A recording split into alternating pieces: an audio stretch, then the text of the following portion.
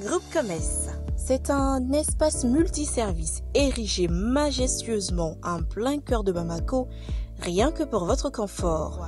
Style, qualité et commodité, c'est bien le Groupe Comès. Et oui, au Groupe Comès, vous trouverez pour votre intérieur des fauteuils ultra modernes, des chambres complètes, des cuisines complètes, des tapis, des carrelages qui répondent aux normes standards et des sanitaires qui sont dans l'air du temps. Le Groupe Comès est une batterie d'hommes et de femmes avec à sa tête Abdoulaye El Hadji Maïga qui pense qu'en plus de vos demeures, vos lieux de travail doivent aussi refléter la qualité et le design. C'est pourquoi tout l'immobilier de vos bureaux, absolument tout se trouve chez nous. Vous pensez avoir tout entendu? Tech Transformator, ça vous parle? Eh bien, le Groupe Comès est le seul représentant de cette grande marque au Mali. Grâce à Comès, le Mali respire, l'Italie, l'Espagne et la Turquie, car tous nos meubles et nos carreaux viennent de ces trois pays. Je n'en dis pas plus, je vous invite à venir voir par vous-même. Nous sommes à Amdalaï Assey 2000. Vous pouvez également appeler au 70 18 76 76, au 76 25 25 96 ou au 70 18 79 79 pour être davantage édifié. Une bonne journée réussie dépend d'une bonne nuit de sommeil. Et le Groupe Comès a ce secret, que votre tête soit posée sur les coussins de nos lits ou de nos fauteuils. Groupe Comès, le commerce malien de l'espoir. Et tout le Mali te dit merci.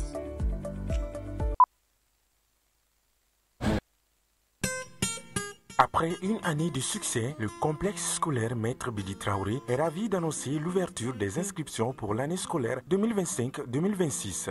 La rentrée est prévue pour le lundi 29 septembre 2025. Au complexe scolaire Maître Bidi Traoré, nos enseignants sont reconnus pour leurs compétences pédagogiques exceptionnelles et leur capacité à écouter attentivement les besoins de chaque élève. Nous nous engageons à offrir une éducation complète qui favorise la croissance physique et intellectuelle de nos élèves. Pour assurer le bien-être de nos élèves, nous mettons à leur disposition une cantine proposant une cuisine malienne et internationale variée. De plus, nos dortoirs sont équipés de commodités relaxantes permettant aux élèves de passer leur pause et leur temps d'attente jusqu'à 17h de manière agréable.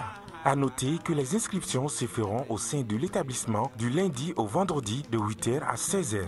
Pour toute information complémentaire, veuillez nous contacter au 93 65 81 87 ou au 70 70 80 38. Le complexe scolaire Maître Bidi Traoré s'est éduqué pour assurer un avenir meilleur. Battle Kene. Battle Kene, l'émission de danse pendant ses vacances tous les samedis à 20h sur M7 TV. Venez vibrer au rythme de Battle Kene, le concours de danse où 10 équipes s'affronteront chaque semaine dans des duels explosifs.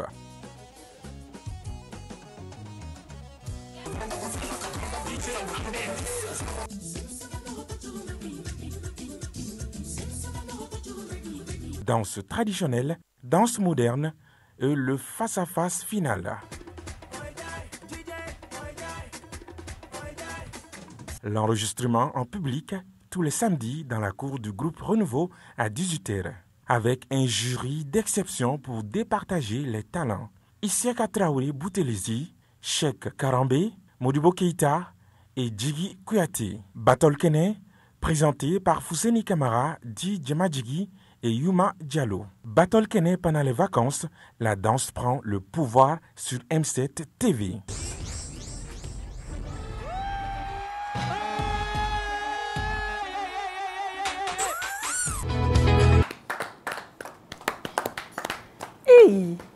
Comment tu vas là? Fana,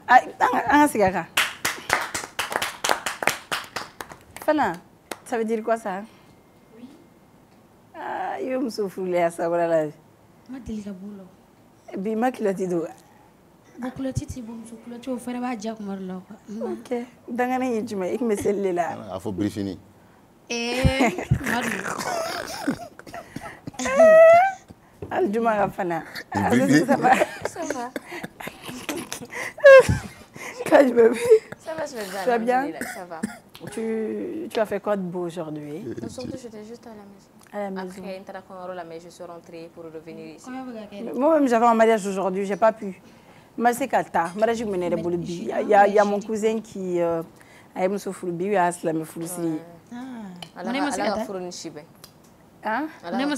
L'heure. Parce que ça va ne ok. Oh, ça va ne ah, ok. A donc libe kala do bi yamba mais e ka me invisible ni o tew. Ay ni kun kan te O jora o tigera. Mal aw to tayro la yan fere e de la gada. Madrid gâteau là. Tu parles là. D'accord. Maruta guerin drone. Fala et donc tu as fait quoi de beau aujourd'hui? Moi Anna. Moi j'étais un peu malade. Et Wallahi. le matin? Oui, ni fin wulila. Dimi ngumenga masika fuyi ke wallahi. On fargani dalin tara. Ma clé ça va nanto bien. Non, bon tara des restaurants na dumuni ke. Agnès Malinde. Dumuni ke parce que nam mi frigo la ndo la. Restaurant essentiel be bara nali essentiel. Ayde. O mene kere fere do. Ah OK. O mene kere fere. Ah OK. Là c'est bien. Madou et donc tu as fait quoi de beau? Bon, j'ai passé la journée à la maison. Tu as joué avec les enfants? Oui, non, Barça ni Real ka match rediffusion. D'accord, Madou, c'est trop bien. Je me voyais ni rêve terrain on nga je me ka Lamine Yamal marqué quoi. D'accord. Lamine Yamal ben kere la o so me ka do ala trop. D'accord, c'est on nyebe nyere de la terrain on. D'accord, c'est trop bien. Les divisions les kagne.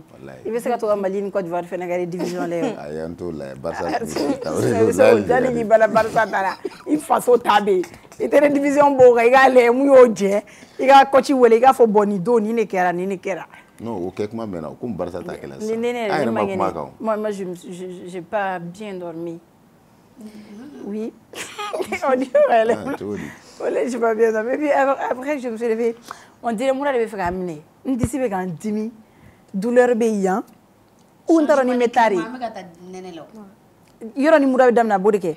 Nous on a décidé de jouer et puis quand on avait. Je pense que c'est aussi le vent de l'Harmattan parce qu'il nous attire là. Je sais pas. Farensi. Aïn larangsi. Mais après on a dit que nous j'ai fait ça. J'ai dit bagala. Aline nous na nyamaku. Komi. Sale. Nana nyana ka levu damne. Mo me nga fede ke dona na kunena le chebe nyongo fe ni levu tike. Nta che done a che to. Au début on la malé go mara. C'était pas du tout, c'était bizarre. Parce que nous nga fait no soro passer déplacement ko. I chorona. Ay permis nga diabi. Masega soro. Wallahi. Ouais, Bibi c'est moi qui maladie pour moi banane be sengani fin quoi. Sinon ça va. La journée elle était là, j'ai pas cuisiné aujourd'hui. Je recommence samedi, ouais. Les gabla kunune, ma sœur a repris. Chini tek bala quoi. Non. Hein? Aïe malare. Il est errate arrêté. Non mais gala ma.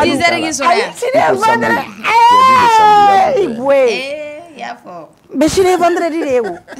Vendredi, bébé, vendredi, barabe, tout comme ça. Il faut que samedi de qui va d'amener. Ah ok. Il t'a dit à faut ça. Mais bébé, vendredi, t'as bien donc. Avec ta troupe. On était là. On m'a dit, madame n'est voilà. Sinon, ça va. À part ça, il y a la santé, mais un peu de maladie. La nuit, je dors presque pas. Voilà. Je suis insomniaque. Ouais. Je suis quelqu'un, je souffre de l'insomnie. À réfléchir? Non, moi je ne me fatigue plus avec les problèmes de la vie, ça finit pas.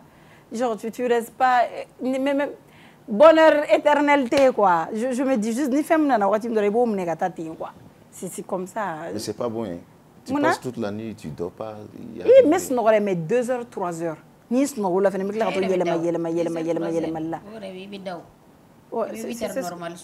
C'est ce que je fais. Ça me fatigue vraiment, wallahi. Mais Allah a nourri, Allah a ban quoi. C'est ce non. Elle était tout, elle était tout. Elle n'est pas jeune. On a déjà ça va, bienvenue. Il veut jeune Nabile, il veut hommage rendu taxi manouya. Taxi manouya, presque malien. La richesse, ça veut dire qu'on va bientôt connaître la richesse. Tu as passé une bonne journée? On espère. Ok. Bijoune Jara. Bon, bijoune Accra, $200. Ok. On est plein de barrières là. On est plein de barrières. Mais on a remarqué que dans Bimobli Barre mais circulation là, ça veut dire que mon chamon be munu sera essentiel soro.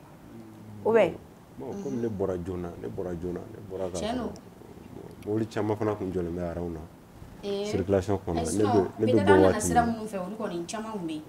Voilà. Arana. Ayi na lila circulation. Ouais, ne re mo bare circulation. Ne re mo bare circulation. Oui.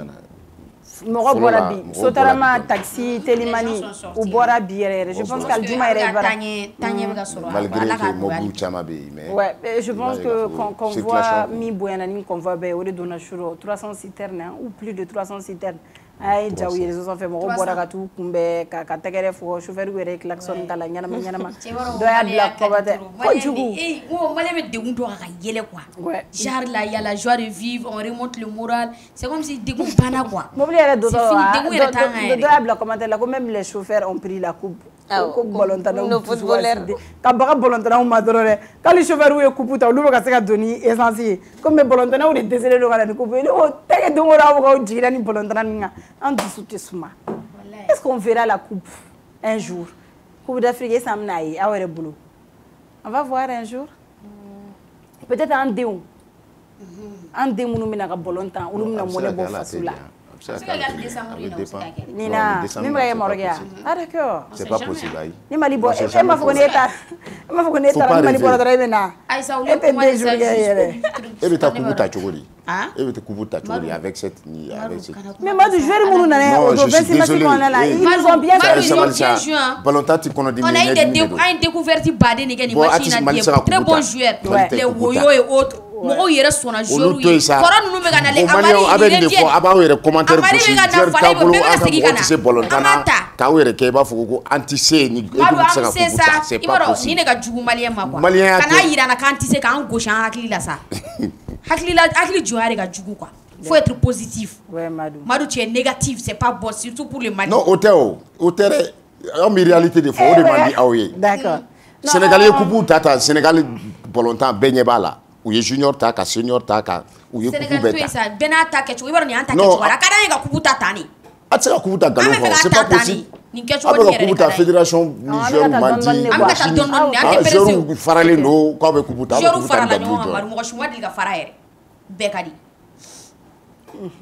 Non fana ye tilaba ka assistance personnelle a bɛ fana de wele gundo soni na ka hakilinaw ɲininkali kɛ a kun fɔra ko agence yɛrɛ b'a bolo ja fana de ne kun t'a dɔn fana yɛrɛ ko ni ale bɛ taa kan na ko ni Mali bɔra k'ale bɛ sɔrɔ ka na bon i b'a dɔn ha e bɛ na depuis deuxième jour ni tɔw mana nin kubu ta équipe Mali bɔra k'ale bɛ na nin tɛ kubu ta équipe i yɛrɛ ye tiɲɛ fɔ dɔɔni i tɛ jɔn ka la fɔ nin tɛ kubu ta équipe bon ça peut se régler un jour a bɛ se ka kɛ quand même quart de finale toujours an kɔni ye quart de finale kɛ ouais quand même on compte sur vous les gars amener la coupe an b'o dɔrɔn de ɲini na jamana in kɔnɔna na d'accord bienvenue on est jeudi 30 octobre bonsoir et bienvenue sur le club plaisir Allo la télé kalo sara ala ka kalo wɛrɛ ja i b'a kalo daminɛ ka gɛlɛn dɛ kuma dɔw la kalo dɔw daminɛ bɛ na ni gɛlɛya ye dɔw ta bɛ na ni sɛgɛ ye dɔw bɛ na ni gumɛ ye dɔw bɛ na ni furusa ye dɔw bɛ na ni kanusa ye kanu ka sa mɔgɔw ka kanu ka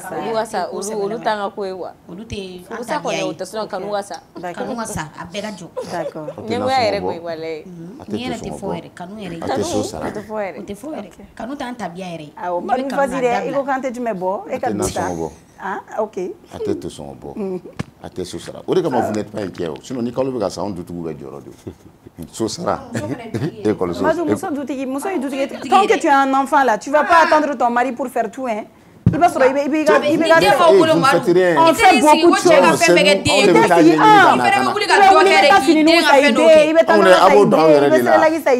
bɛ nin bɛɛ kɛ a bɛ taa wari don a yɛrɛ de la a ka bassin n'a ka bijou n'a ka fɛn a bɛ taa wari de don a la ni denw banana hali ni wari b'aw bolo ka taa fura yɛrɛ san a bɛ sigi k'anw cɛw de kɔnɔ hali n'a taara wari don fura la n'a nana tiga ni ye fura sa wari o ye diyagoya ye sa mais côté dɔw fɛnɛ la quoi muso fɛnɛ tɛna sigi à chaque fois hali ni couche kan ka sa couche wari diya couche muso fɛnɛ bi den ka côté la au contraire ne bɛ an balaka fɛn fɛn don i bɛ taa sɔrɔ à la plupart u bɛ mun kɛ den ye u tɛ kuma dɔ la ni cɛ bɛ se ka mun kɛ a b'a ka devoir kɛ mais ko misɛnmisɛnninw kɛrɛfɛ olu yɛrɛ de b'o bɛɛ kɛ o ko misɛnmisɛnninw o wari bɛ bɔ min ko bɛ bɔ anw de kunna muso tɛ baara kɛ de par exemple an tɛ ne télé la an tɛ baara la an tɛ baara la de an bɛ se k'an den sa de Umar ma ka sara bɛɛ dun ka ban D'accord, ouais, m'a dit voilà. Donc, ah mais muso kɔni fana bɛ cɛ dɛmɛ, ce qui est sûr là, on aide nos maris à la maison. O man ca. A ka ca. O ye muso ka hakilitanya de. Sinon an m'a kɛ. Ay dɔw ta tɛ hakilitanya dɛ, dɔw fana bɛ ne ba cɛ kɛ cogo de la. Dɔw ta tɛ hakilitanya. Sinon cɛw b'a di dɛ, cɛw bɛ cadeau kɛ, cɛw b'a nɛgɛ nɛgɛ, an fana b'u nɛgɛ nɛgɛ Madu, n'i ye muso nɛgɛ a b'i nɛgɛ. Mais n'i nana ka muso y'i faden de, i faden wɛrɛ t'e la ye muso kɔ, i bɛ n'i kɔkɔ d'ale de kɔkɔ la so kɔnɔ. Muso tɛ se ka kɛ cɛ faden ye sa. Cɛ dɔw bɛ o dabila dɛ. Sabali cɛ dɔw bɛ kɛlɛ o muso la. Non, n bɛ keleya la ni. Surtout n'i ye sɔrɔ kɛ ka tɛmɛ cɛ dɔw kan, cɛ ɲɛngo bɛ yen. Ɲɛngoya bɛ yen, keleya bɛ yen, hasiriya bɛ yen. Cɛ dɔw bɛ yen olu tɛ fɛ i ka avancer de, i ka to olu kɔ, i ka to olu ɔnburu la. Non, o tɛ sa. Cɛ dɔw bɛ yen muso ka baara kɛ yan. Ko muso tɛ taa baarakɛyɔrɔ la, muso ka to so kɔnɔ. O kun ye mun ye? Pourquoi tu veux pas laisser la? Dɔw b'u ka kalan kɛ, i fa b'i don école la depuis primaire fo université k'a sara. I bɛ taa furu la, cɛ b'a fɔ k'i tɛ taa baara la, k'i bɛ to so kɔnɔ. Voilà, sur ce côté la, a ka raison de b'a bolo. An bɔra dɔw ka histoire kalama sisan nɔ ko cɛ muso ko ko a bɛ fɛ ka don tenni na. Cɛ bɛ ka soutenir k'a bɛ don tenni na, jaja muso ye wari ni fɛnw bɛɛ sara, cɛ bɛ tila ka bɔ a kɔfɛ tuguni, mɔgɔ min kan ka a ko ɲɛnabɔ ka taga f'o ɲɛna ko kana kɛ dɛ. Wari dira o ma ka tila ka taa wari minɛ o la donc ko muso ma passé quoi. Awɔ mais a ye min fɔ a ye o tigi fana ye vocal transféré o bɔra ko kalama o kun ma ko faamu kosɛbɛ o fana ye vocal transféré muso ma ko ni muso bɛ baara daminɛ sisan nɔ ko i m'a ye ko ale bɛ k'o dominer ko n'o ye baara sɔrɔ sisan nɔ ko ale tɛ se k'o dominer tuguni dɛ ko kana sɔn o ka fɛn a y'a fɔ ta directement o fana bɛna a yɛrɛ kɛ dutigi wala e tigɛr'i yɛrɛ la c'est toi tu perds ta place d'homme sinon diyagoya tu vas dominer une femme. Voilà. La femme elle est faite pour être dominée par un homme. Qu'elle travaille ou baara la i bɛ baara la un homme un vrai homme cɛ jɔlen muso hali n'a sɔrɔ ko président dugu jamana président de don quoi cɛ jɔlen i muso i b'a dominer. Mais n'i y'a ye e bɛ siran ko karisa n'i taara baara la i bɛ taa i bɛna sérieusement sinon dɔw fɛnɛ même mɔgɔ dɔw fɛnɛ dɔn olu kɔni tɛ sɔn olu muso ka taa baara parce que olu muso jogo dɔn olu muso kunkolo yɛlɛma ka di o mɔgɔw bɛ yen muso dɔw bɛ yen u hakili ka surun ne tɛ ne ka hakili ka dɔgɔ quoi mɔgɔ bɛ tɔgɔ fɔ yan sisan u cɛ b'a dɔn n'u taara baarayɔrɔ la baara sugu dɔw bɛ yen n'u muso y'a kɛ i bɛ taa sɔrɔ ni muso bɛ ka wari minɛ kojugu a bɛ ka sɔmi wari la mɔgɔw bɛna don n'a hakili cɛ k'a nɛgɛ k'a kun bɔ a cɛ ka wari sugu muso bɛna don kutakuta kow la kɛrɛfɛ cɛ dɔw bɛ k'u muso dɔn ne yɛrɛ a tigi ko ne ma ko non m'a dɔn bɛ ka kɛ kun na bɛɛ b'i ka mɔgɔ de dɔn quoi a tɛ baara kɛ quoi an ye delili sugu bɛɛ d'a kan ka kuma sugu bɛɛ fɔ Musa k'a tɛ baara kɛ mais c'est toujours comme ça ne kɔni b'a dɔn cɛw ka mɛ muso an fɛnɛ k'a dɔn k'a fɔ ko cɛ ninnu a b'a di muso ma il y a des hommes qui sont vraiment capables u bɛ plaisir kɛ muso ye tout le temps tu fais tout i bɛ fɛn bɛɛ k'i muso ye c'est la belle vie il y a de l'amour u bɛ diɲɛ yɛrɛ mais n bɛna min f'i ye n'i ka commencer la i ka baara tiɲɛna e que se bɛ muso ye muso bɛ k'i ta muso b'i ta wagati dɔw la tout va bien mais n'a sera yɔrɔ dɔ la wallahi a b'a fɔ merde. Bon, ça, c'est pas toutes les femmes. Non, muso bɛɛ tɛ à 90%. Sinon, parce que muso b'a fɔ non, e de kan ka jɔ ni ne ka dépense ye mais e tɛ baara la ne tɛ se ka si kɛ i tali la o. Ouais, sinon jogo baden de bɛ muso 90%. Yala a fɔla ko le mariage c'est pour le meilleur et pour le pire mais si ni pire nana muso b'a fɔ ne tɛ se ka si kɛ. Mais o fana bɛ dépend cɛ dɔw jogo la dɛ cɛ dɔw jogo parce que ça va parce que wa baara. C'est pas une question que ça va pas hein. I t'a sɔrɔ dɔw bɛ yen ni muso tant que muso bɛ ka commencer k'olu ta u b'u ban baara ma o cɛw fana bɛ yen u b'u ban pewu u tɛ taa foyi kɛ.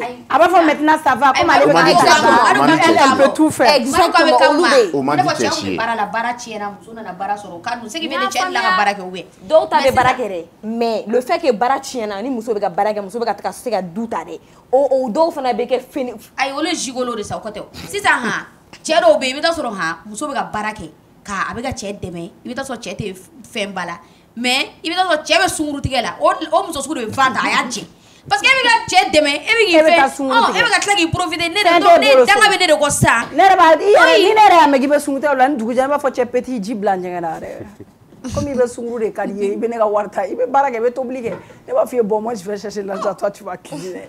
Ah bah ouais pourquoi tu vas chercher dehors alors que tu n'as rien o ma ɲi o e bɛ ne ta minɛ ka t'o di ɲɔgɔn ma ɲɔgɔn coiffe si e bɛ ne ka wari minɛ e bɛ t'o d'o ma kɛnɛmala la e tɛ ka baara kɛ moi je te donne 20 000 ah bɛɛ i bolo la yɛlɛma e k'o 20 000 ta ka taa 15 hein. I y'a fɔ bon, c'est bon, moi j'appelle pas mon bébé. Ah oui. Moi, il me gâte. Moi, il me gâte. Moi, je parle seulement. Moi, on me gâte. ah ne tɛ se ka jama ou bien Madu I jamana I b'i gɔli la o yɔrɔ muso fana b'a dɔn a bɛ jama cɛ kun na an k'o tiɲɛ fɔ parce que an ma ɲi jogoba de b'an na I bɛ musow sɔrɔ nafigiya la TikTok sanfɛ Maramba ye ni fini don Bikini ye ni fini don Safi yɛlɛla Babani ye produit bila Babani donna kaso la u bɛ ɲinɛ u cɛw kɔ u tɛ tobili kɛ kuma ta cogo di ça veut dire que o muso exemple do a ne fana ɲiɲa bɔ ye musow sigilen b'o de la Madu réseau sanfɛ commentaire jukɔrɔ u bɛ ɲinɛ u cɛw kɔ u t'u da kɔ u kamakɔrɔ si tɛ tigɛ kamɔ kasa gɛlɛn ni zone kasa ni a bɛ to téléphone digidigi la cɛ bɛ don o la cɛ bɛ don 17h 16h de e bɛ wuli k'e bɛ yɔrɔ filan ka dɔsi e bɛ dumuni kalaya ne kasa ma bɔ ne de kasa bɛ bɔ wa k'e b'i kasa tigɛ ka bɛn depuis 15h ma ka tila tobili la k'o kɛ mais o si tɛ kɛ u bɛ to commentaire jukɔrɔ dɛ f'u b'u sen fɛrɛkɛtɛ u b'a fɔ bikini bɛrɛ de nin don Maramba bɛrɛ de don jelimuso bobo jelimuso kandi jelimuso yɛrɛ bi u bɛ to nin na commentaire jukɔrɔ ka ɲinɛ u cɛw kɔ ka ɲinɛ u ka woroluw kɔ aw tɛ occuper cɛw la cɛw bɛ na k'a sɔrɔ fini kora ka bɔ juru la o dalen bɛ dilan kan cɛ yɛrɛ b'i jɔ a b'a fɔ i jɔ dɔ fɔlɔ maa kuru sisan a bɛ don so mun na a bɛ don i bɛ t'i munumunu a bɛ munumunu ni bɛɛ tɛ sugu tɛ ye koyi kuma dɔ la u bɛ t'u munumunu baada la an n'u tɛ bɛn kuma dɔ la u bɛ t'u munumunu baada la kuma dɔ la u bɛ taa bureau la ne n'u tɛ bɛn dɛ ayi ne ka munumunu bɛ jɛgɛ jira ne awɔ jɛgɛ jiraw bɛ yen an n'u tɛ bɛn o sira kan ne fana ayi an n'u tɛ bɛn o sira kan u bɛ t'u détend cɛ dɔw bɛ taa billard jeu u bɛ taa dɔw bɛ taa kɔnɔfaga la dɔw bɛ taa kɔnɔfaga la I yɛrɛ mana cɛ dɔ kun chauffe dɔrɔn l'aigle bɛ casino de dɔw jarabi tɛ muso ye dɛ ne bɛ maa dɔn a ko k'ale bɛ baara la assemblée de la a bɛ vesti de don ka bɔ sɔgɔma jaa a bɛ taa PMI da de la so BG a y'a fɔ so k'ale bɛ assemblée de la ayi ne tɛ tɔgɔ fɔ a PMI directeur tɛ Jabate a bɛ taa a b'a ka vesti don ka mallette ta jaa a bɛ taa fu bɛ damu fili tan puyi a y'a fɔ a so k'ale bɛ assemblée de la jaa a bɛ so de jouer ka don ni wari ye mais a ma to ne kɔnɔ ne y'a fɔ ko ne y'a ye assemblée da la ko awɔ k'a bɛ baara la yen a bɛ so de jouer a ye ne gɛn ka bɔ a ka du kɔnɔ o ma digi ne na ne ye nafiya kɛ tiɲɛ de kan aw cɛw bɛ taa jarabi jugu de b'aw cɛw la walayi fana a bɛɛ tɛ muso ye ayi ne yɛrɛ y'o fɔ n ko ne mɔgɔ cɛ ye ni ne kɔni i ni muso wɛrɛ jɔlen ka sɔrɔ ne b'i muso dɔn walayi ne bɛ taa fɔ cɛ ka sun a bɛɛ tɛ muso ye koyi i b'a dɔw ɲɛɲini da dɔw tɛ k'a fɔ ko la personne a dɔw bɛ relation na dɛ a dɔw la i b'a dɔn k'a dɔw fana na ne t'a fɔ k'i sunguru don ne b'a fɔ k'i cɛ kɔni ni muso dɔ jɔlen filɛ n t'a dɔn n'a kuma dɔ la e t'a dɔn n'a sɔrɔ affaire de b'a n'o muso mais ne b'a ɲɛfɔ kɔfɛ cɛ b'o ɲɛfɔ kɛ cɛ bɛ taa ɲɛfɔ e bɛ taa n'o k'o ci dɔrɔn olu ka du cilen bɔ an jo b'an na on prend plus soin de nos maris an furula dɔrɔn a banna n'an fana ye fana cɛ ni muso dɔ jɔlen an b'a wele k'a fɔ a banna n'an furula sisan ne kɔni tɛna mɔgɔ t'a fɔ kana fɔ dɛ parce que n'i y'a fɔ kɛ parce que dɔw fana b'i kɔnɔ o de la walayi sinon aw cɛ aw ka ɲi dɛ aw bɛ wada bɛ na n'aw kɔni bɛ nansɔngɔ bɔ cɛ min ka ɲi min bɛ nansɔngɔ bɔ n'i banana a b'i furakɛ i tɛ kɔngɔ la mais n'an dɛsɛla nansɔngɔ na a bɛ dépend sɔrɔ a ka d'an ye k'a kɛ mais an dɛsɛla n'i dɛsɛra an b'i soutenir ni muso b'a dɔn walayi n cɛ tɛ fugari ye walayi bilayi a dɛsɛra Madu a b'i soutenir muso yɛrɛ n kan tɛ pɛpɛrɛlɛ n'u ma dɛ wapi mana na i ka wari nɔfɛ ni wari banna wapi bɛ taa e fana b'a dɔn i ye wapi sɔrɔ yɔrɔ min na parce que o de don aw yɛrɛ kuma dɔw la cɛ yɛrɛ bɛ muso furu cɛ tɛ muso furu ko parce que k'a b'a fɛ koyi cɛ dɔw bɛ filanan ladonni ka u muso bagabaga kɔnɔna na ni bɔ o muso mana don o la sa e tɔgɔ de ko conséquence femme conséquence i b'a sɔrɔ problème dɔ b'a n'a muso cɛ muso bɛ k'a tingɛ soya ale bɛ fɛ k'a ka cɛya yira dɔrɔn a bɛ taa baga waliden dɔ ma k'u ka wolonin bɔ k'a fɔ an ye ɲɔgɔn dɔn non n bɛ furu de la mɔgɔ kana cɛ furulen ko n bɛ furu de la e moi de e furu Madu o ye kelen chargeur de dépanneur o la dɔrɔn n'a n'a muso jara dɔrɔn i bɛ su fila e t'a i ɲɛ la bilen e tɛ ne bɛ cɛw dɔn Jabate e tɛ se k'o faamu PMI e tɛ nin ye a surtout janni an ka taa bɔlɔlɔ kisi la an balimakɛ an fa non point faux an kɔrɔkɛ an tonton an cousin an den ayi an den tɛ Kibili Demba Kuyate Madu ok fana den a ka concert tun bɛ yen le premier n'o bɛ bɛn civilisation yɛrɛ ka concert ma Yagu Bioji k'a kɔni y'a ka concert annulé ka sababu kɛ problème bɛɛ ɲɛ b'a la an bɛ situation mun na essence ko ye déplacement bɛna gɛlɛya donc il a annulé pour le moment il a reporté je dirais jani problème bɛ ɲɛnabɔ nin ko ninnu bɛɛ bɛ ɲɛnabɔ a ye communiqué kɛ k'a kɛ a communiqué bɛ Afisatou bolo point info la donc an bɛ taa point info la Afisatou y'a mɛn do direct la quoi. Ok d'accord. An bɛ taa ni an ka point info ye bi a jateminɛna k'a fɔ i n'a fɔ Djengo bɔra k'a fɔ cogo min na ko Kibili Demba Kuyate ale kɔni ka concert kun prévu le nom mais u ye communiqué dɔ kɛ communiqué min kɔnɔna la ko le groupe Yababa informe le public et l'ensemble de ses partenaires que compte tenu de la situation nationale actuelle, notamment les difficultés de déplacement liées à la pénurie de carburant, le concert de Kibili Demba Kuyate, initialement prévu pour le samedi 1er novembre 2025, est reporté à une date ultérieure. Nous présentons nos excuses au public et à nos partenaires pour ce contretemps. Indépendant de notre volonté, nous souhaitons un prompt rétablissement des services de transport et de distribution dans tout le pays. Nous tenons également à rassurer toutes les personnes ayant déjà acheté leur ticket en ligne ou en version physique. Vos tickets resteront valables pour la nouvelle date qui sera communiquée très prochainement. Merci pour votre compréhension et votre fidélité. Fait à Bamako le 30 octobre 2025, groupe Yababa. Kibili Demba Kuyate ale kɔni communiqué min kɔnɔna la a y'a yira maaw la k'a fɔ ko ale ka concert min kun prévu pour le 1er novembre 2025 k'a kɔni bɔra dɔgɔkɔrɔ a kɔni bɔra dɔgɔkɔrɔ kun min na ko nin waati in na jateminɛna k'a fɔ ko taji sɔrɔli bɛ ka kɛ problème ye maaw ma ko de hukumu kɔnɔna la k'u ye concert bɔ a ma wa ko maa minnu fana y'u ka ticket ta i ye ticket ta internet fɛ wa i y'a san yɛrɛ wa ko aw bɛɛ ka ticket to aw bolo ni date kura bɔra ko ticket kelen aw bɛɛ bɛ se ka utiliser pour que a ka don concert la an bɛ dugawu kɛ ala ka o don yira an na joona joona ni an bɔr'o la an bɛ to toujours tajiko hukumu kɔnɔna la Kunu, information blala bololosera kan an bɛ ye sɔrɔ ko un convoi exceptionnel de plusieurs dizaines de citernes de carburant est rentré ce matin à Bamako. Dans la nuit du mercredi au jeudi 30 octobre 2025, une véritable joie a envahi Bamako, la capitale du Mali, quand un important convoi de camions citernes remplis de carburant a finalement fait son rentrée, protégé par les soldats maliens. Ces camions ont été accueillis avec enthousiasme par les habitants, signé que la situation difficile que traversait le pays commençait à s'améliorer. C'était la plus grosse quantité de carburant livrée depuis le début de cette période de manque au Mali.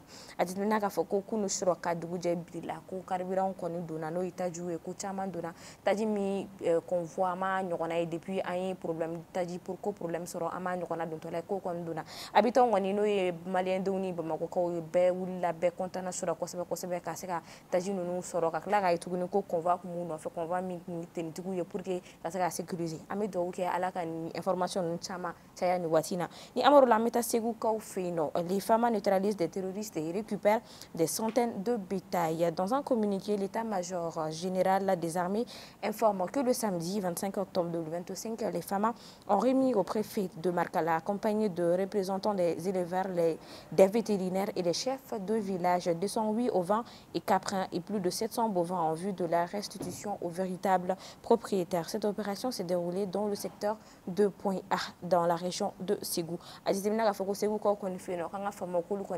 Bagan dɔw minɛ banbagaci wale kɛbaw bolo ka tila ka bagan ninnu ka a maaw wele maa minnu bɛ se ka bagan ninnu bɛ se ka segin a tigiw ma cogo min na o kɔni y'o kɛ k'u segin u tigiw ma an bɛ dugawu kɛ ala ka nin nouvelle ninnu caya bi information ka di kojugu ni an bɔr'o la an bɛ taa an ka information laban na jateminɛna k'a fɔ ko l'activiste Tahirou Bah libéré après avoir purgé sa peine. L'activiste Tahirou Bah a recouvré la liberté ce mardi 28 octobre 2025 après avoir purgé la peine prononcée à son rencontre. Il aura passé environ 3 mois en détention. Tahirou Bah a été poursuivi pour avoir proféré des insultes en ligne par le biais d'un système informatique.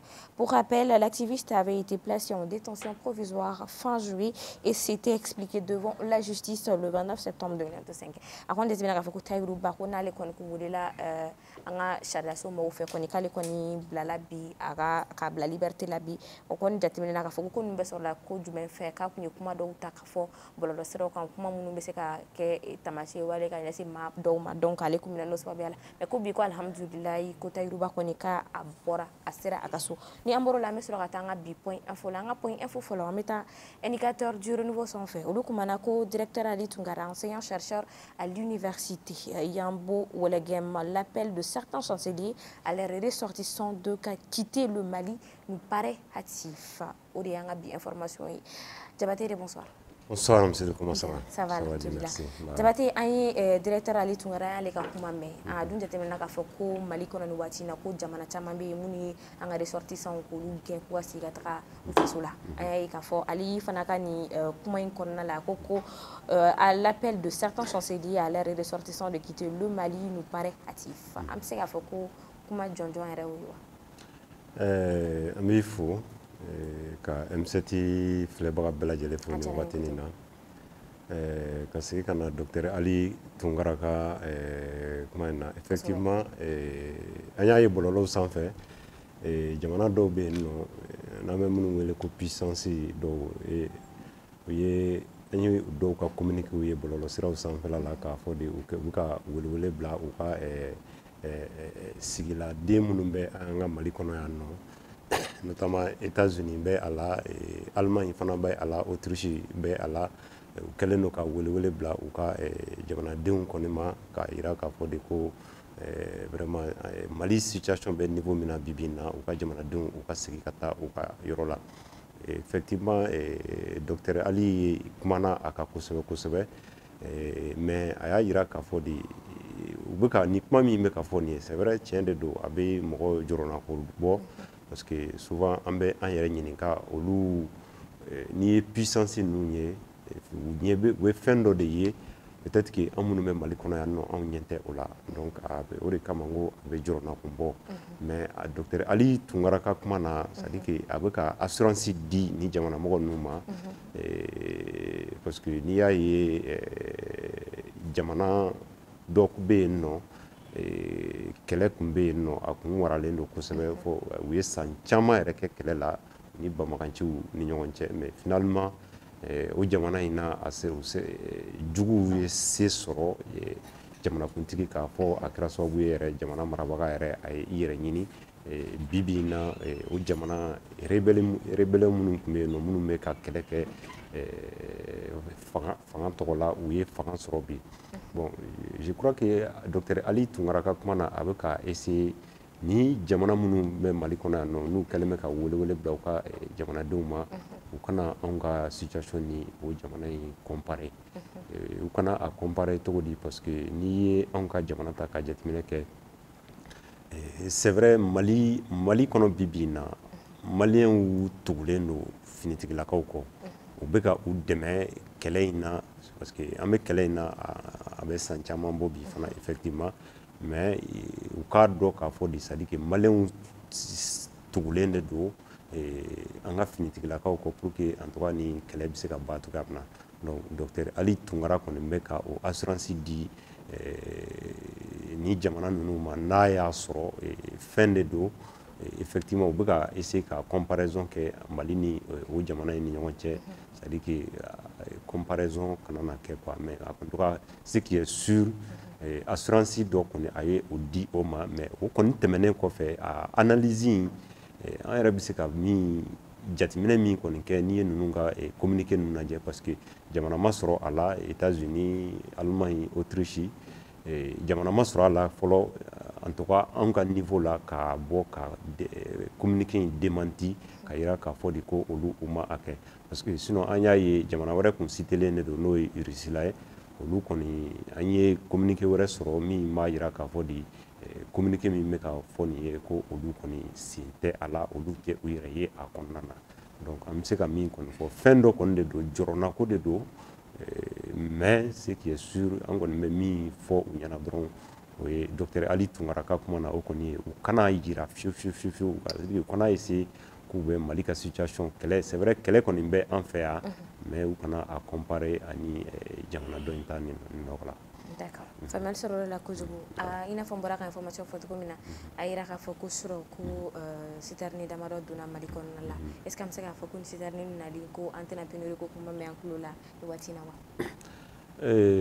C'est vrai surɔ an ye fana ye kibaruyaw sɔrɔ citerne caman donna surɔ an bɛ se k'a fɔ u ka fɔla yɛrɛ an ye sɛgɛsɛgɛli minnu kɛ ni convoi a kuma deli ka don fɔlɔ Mali la depuis an ka crise daminɛna mais fɔ yan'an ka don ni émission in kɔnɔna na ni plateau in kɔnɔna na citerne ninnu kun bloqué, mais jusqu'à présent, douane ka bureau là, où commencer à approvisionnement madame bon, on se demande faire mon donner depuis sur alors que le bureau travaille 24 heures sur 24 faut que c'est 16h 17h moi jusqu'à présent on bloqué les mais commencer à boire faire nous approvisionner tout comme en tout cas oui journal quoi mais quand il a qu'à faire des coups qu'on y nous n'année quoi absurde que crise be ban non ni sterni parce qu'on parle de 300 et que ça va mis qu'on fera une année c'est qu'à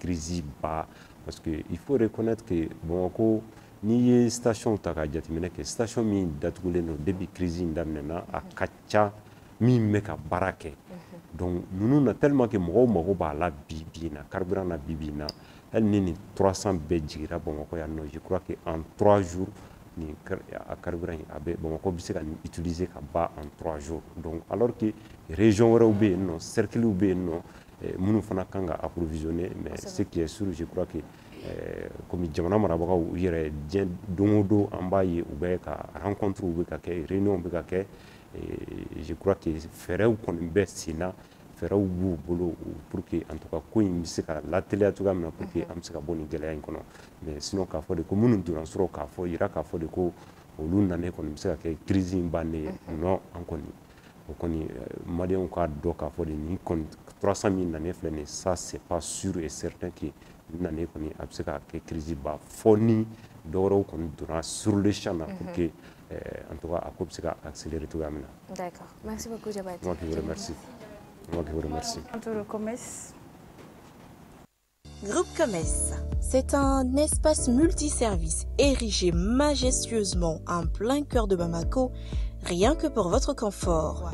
Style, qualité et commodité, c'est bien le groupe Commerce. Eh oui. D'accord. Donc Aziz, bon, ni agil naïta depuis warati jumé, depuis essence ko crise d'amnela walma, qu'est-ce qui vous a poussé à faire ça même? Bon, mais MCT flèvera be fo Mali ko Mali koka et ka wéré fo. Il va dans la vie aramade mana quelque chose fo joro do re kakila. Ni be jamana kono. I be sigida la. I be ka sigida baraki ka kim bara fo ka se jamana ma. Donc, ni corona na tchou jamana kono, il faut toujours réagir. Moi, j'ai réfléchi à beaucoup. Qu'est-ce que je peux apporter en cette situation? Amen wati mane kanga sika munega jamana en kono. Ka se mo munu de ngono taji kola. Taji ferero la. A c'était ga taji la, faut c'était mais il y avait muna chouni clé o de mo be ga terembale et station kono. Essentiel no fait.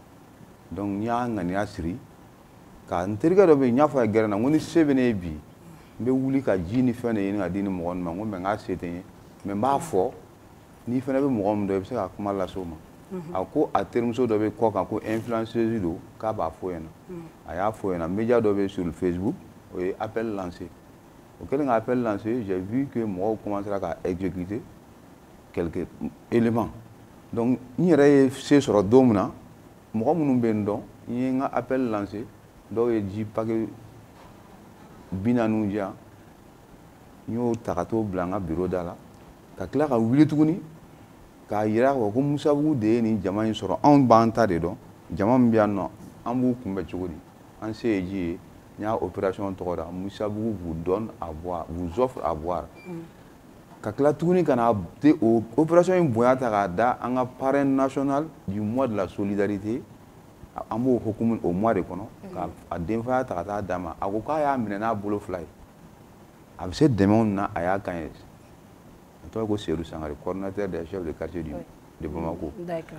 En plus ay appel mon lancé akwa ba ni validé mbefe ibe yoro Bamako tere ibe yoro il sait demande de meka ta ki mo nyon secret yi dumuni fini shioro ni mu ba sena en na be trajet que na ta ka ta bla nyefe ayo o foinena an go fene message passé donc vraiment an go mi ga baraka au cadre de kono to ko yinite jamu yinite joro fare i jore mu yo OK c'est Dieu même que ala re de ko il faut être bon aux gens kay ñe mo ma ama fo chinois ama fo japonais ama fo chrétien ama fo kafir être bon aux gens ala o de demander arma de on fait ñana ma yala ni adamadenw hinɛna ɲɔgɔn na ala bɛ hinana donc au cadre de y'a to n y'a idée sɔrɔ ne a danna n yɛrɛ ma n bɛ se ka dɛmɛ ɲini ka taa caméra ni fɛnw ta non a ma dabɔ o kama a dabɔra de ni a lancera mɔgɔw bɛ ɲɔgɔn ladege de tɔgɔ ɲini ni fɛn ɲini tɛ dɛ mɔgɔ minnu bɛ tɔgɔ ɲini ko la olu bɛ yen nɔ mais ɲuman bɛ publier pour que a ka ladege n'i ye o de y'a to ni ko ɲuman dogobaga ye fitiriwale mɔgɔw t'a fɔ k'u bɛ subaga ko ɲuman dɔnna ko ka di ala ye ka tɛmɛ ɲumankɛla kan est ce que o kuma kɔrɔ dɔn ni ne ye ɲuman kɛ ye sisan yɔrɔ ne ye ko ɲuman kɛ dɛ mais ni e y'a dɔn ne ye e ko ka di ala ye ka tɛmɛ ne kan parce que e mana mankutu fɔ kɛ a b'a to ne bɛ courage sɔrɔ k'a kɛ tuguni k'a ɲɔgɔn wɛrɛ kɛ mais n'i m'a dɔn ye dun c'est pas bon. C'est pas bon. Donc en période difficile il faut être solidaire. Seule la solidarité peut faire vraiment ka waati gɛlɛnw tɛmɛ adamadenw kan ka sɔrɔ a tɛ a kalama. Kɛmɛ fila b'e kun e nana sɔgɔmada na renouveau la nin ma daraka dun i tɛ 40 d'a ma ka taa furufuru ni naji san ou bien ça va lui soulager et puis a tɛ ɲinɛ a kɔ diɲɛ kɔnɔ. Mɔgɔ dɔw yɛrɛ bɛ ka taa tamaninw bɛɛ fɔ u kɔrɔ ka bafuluw sigi ka dɔn kɛ. E tɛmɛtɔla sisan i jɔ i ye ji paquet kelen san i y'a d'u ma an bɛ mɔgɔ inciter de dɔrɔmɛ 40 un paquet de 30 sachets tu fais boire à 30 personnes mɔgɔ 30 de bɛ ji min e ka dɔrɔmɛ 40 sababu la a bɛ mun tiɲɛ i kan. Mais ça, Aziz, ne veux pas me et dumuni ko ta fanfɛla la jara o côté kɛ cogo di parce que a ma nɔgɔn dɔɔnin quoi pour éviter que aw yɛrɛ kana na problème sɔrɔ yala aw kɛlen bɛ ka sɛgɛsɛgɛli dumuni ko côté sɛgɛsɛgɛ cogo parce que a ma nɔgɔn quoi bɛɛ tɛ sɔn ka dumuni kɛ dumuni mun a ma dilan ɲɛna ou bien bɛɛ bɛ siran quoi o côté la aw bɛ o ko gérer cogo di. Voilà bon i filɛ k'o mun fɔ ma chance sɔrɔ ka mɔgɔ sɔrɔ mun bɛ se ka dumuni diyan n k'a di mɔgɔ ma n kɔni ta fanba kɛra ji ye ani dɛmɛ suguya wɛrɛw quoi ani ka mɔgɔw sensibiliser a ye ɲɔgɔn bila ɲɛfɛ mais mun ye dumuni ko ye an kana ɲɔgɔn nɛgɛ an bɛ farafinna de i y'a faamuya donc ko dɔw bɛ yen n'an y'o ta k'an b'o sɔgɔbɛ a bɛ na ni problème ye i taara buru san i ye sardine k'a kɔnɔ n'i y'a di mɔgɔ ma f'i sabililayi a ka ca ala fɛ fɛn t'o sɔrɔ parce que hali n'i y'a k'i ka so o kelen de don où est le problème mais ni sariyaw ni fɛnw donna ko la dɔrɔn ko tiɲɛna quoi ko mana kɛ cogo o cogo hali n'i ye to tobi i ka so ni denw bɛɛ y'a dun n'a ye mɔgɔ 10 ye dɔ b'a k'a y'ale kɔnɔ boli i ka so to i yɛrɛ ba y'a tobi oui l'hygiène mɔgɔ bɛ ŋaniya ɲumanya ta ka mɔgɔ bɛ ŋaniya ɲumanya ta ka mɔgɔw sɛgɛrɛ a ka ca ala fɛ o tɛ ko kuntan ta k'a bɛ taa a d'aw ma o accident ni fɛnw bɛ se ka kɛ a bɛ se ka kɛ transport sen fɛ fɛn dɔ bɛ introduire a la ale yɛrɛ t'o dɔn yɛrɛ a m'a dabɔ o kama mais sur 100 personnes mɔgɔ y'a dun aw ka côté jɛlen don koyi aw ka côté tɛ o par exemple sisan e ye kuma min fɔ fo ka an m'a dɔn k'a fɔ aw tɛna ko dɔ ta ka k'a la mais par exemple n'aw sɔrɔ aw kelen bɛ ka prévu dɔ ou bien pour que ka confiance di mu k'a yira hali ni fɛn dɔ kɔnɔ bolila genre k'a yira k'a fɔ aw kɔni a ma bɔ aw kɔni ka yɔrɔ la ne ka m'o yɔrɔ de ma quoi. Bon an tɛ se k'o dɔn parce que jama de don an b'a di an tɛ suivi k'a la o on distribue et puis on passe ni banaba fɛn dɔ ye dɔ sɔrɔ peut-être ale yɛrɛ de b'a dɔn a y'a sɔrɔ sababu min fɛ i bɛ se ka dumuni di dɔ ma yɛrɛ hali jama la a tɛgɛ nɔgɔlen don a b'a dun k'a sɔrɔ dumuni tɛ o mɔgɔ min bɛ segin aw bolo bɛ fɛnw na a bɛ bidɔnw na c'est à dire que ala de b'anw kisi koyi farafin tɛ sa koyi sinon sisan ma sɔrɔ an bɛɛ sara. O kuma la je vais poser une question ni an y'a ye k'a fɔ ko dɔw taara ka taga o fɛnw ta n y'a ye bɔlɔlɔsira dɔw kan u nana bila ko dɔw b'u profiter k'u ka saraka de bɔ a sen fɛ aw bɛ se ka mun fɔ mɔgɔw ye. non mais saraka bɔ yɔrɔ dɔnnen don i bɛ saraka dɔn saraka ɲuman bɛ yen saraka juguman bɛ yen i bɛ taa mun ye dingɛ so kɔnɔ saraka jugu ye saraka ɲuman t'a di kɔngɔtɔw ni gerebuw ni kalanyɔrɔw ni misiriw o de ye sarakati ye fi sabililayi nin ye dɛmɛ de ye quoi ça c'est une aide aider venir en aide aux personnes en difficulté ni o de o ni sarakati bɔ bɛ ɲɔgɔn sira la ce n'est pas ça seulement quand le projet est soutenu par une seule personne mɔgɔw b'a ko k'a bɛ k'i profiter ka saraka bɔ c'est pas vrai a bɛ saraka bɔ yɔrɔ dɔn a balimaw bɛ yen a bɛ fantanw yɔrɔ a bɛ gerebu yɔrɔ dɔn taa bougie b'a la kɛ i bɛ taa saraka bɔlaw sɔrɔ hali sisan sisan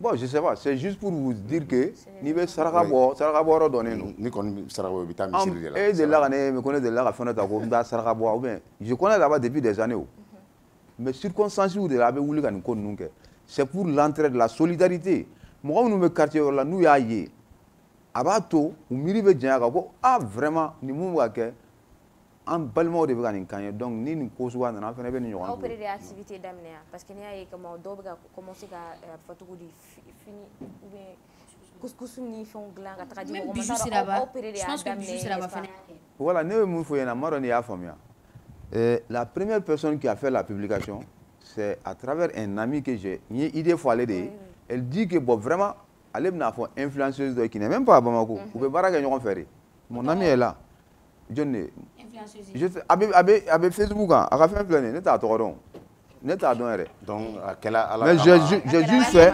hein malien de kɛ moi j'ai fait juste à ka se ka message véhiculer que les gens commencent à s'entraider entre temps parce que a se tun tɛ ne k'a kɛ ya donc a filɛ nin c'est sur Facebook hali n'i taara sisan i b'a ye ne t'a tɔgɔ dɔn a page tɔgɔ ye ko BT Media ou bien quoi là ne tɛ mɔgɔ dɔn koyi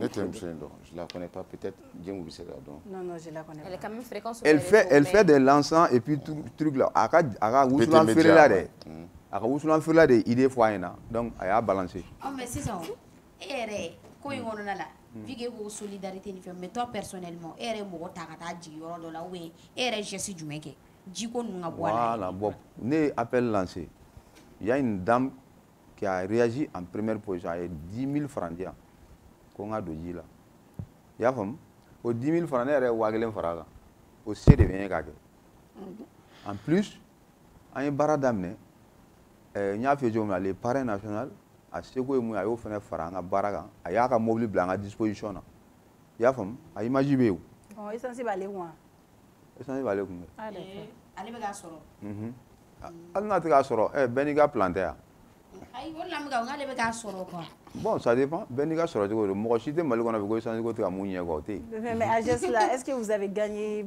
quelque chose en retour même si c'est pas matériel quoi mais wala ɲuman dɔn kɛra après il y a des gens qui sont appelés aw tɛ ne ka ne wele nin yan ce qui me fait plaisir c'est de pouvoir véhiculer le message et puis la générosité l'entraide que ce soit en période de crise ou pas non an ka ɲɛ ɲɔgɔn ma bani an ka hinɛ ɲɔgɔn na an ka ɲɛ ɲɔgɔn ma toi tu penses que ne y'i ka armoire vidé bi k'o tɛ dɔ ka valise kura de yan e den ka fini kɔrɔ minnu bɛ yen c'est des habits de classe i y'a san de parce que u ka ɲi mais i den âge tɛmɛna o ma détérioré dɛ a ko i ka jɛ i k'a passer i k'a bila condition na i ka taa di nin ma caman bɛ k'i cɛ tigɛ veste caman na a taa faransi ba nin ko Croix Rouge ka veste de don c'est des vestes de 3 euros i y'a faamuya i b'a ko de i b'a dɔn dɔw bɛ siran de b'a fɔ n'i kana fini di mɔgɔ ma olu fɛn ninnu c'est n'importe quoi an ka bɔ o kɔnɔ tiɲɛ ye sa ni e sera ni farafin ma bɔ o kɔnɔ an bɛ c'est n'importe quoi mais e yɛrɛ gɛlɛya jumɛn sɔrɔ nin ko in na e sera ka jama cɛ ci ka taa i sera sɔrɔ ka se ka distribution kɛ i ye mɔgɔw sɔrɔ minnu ko k'u t'a minɛ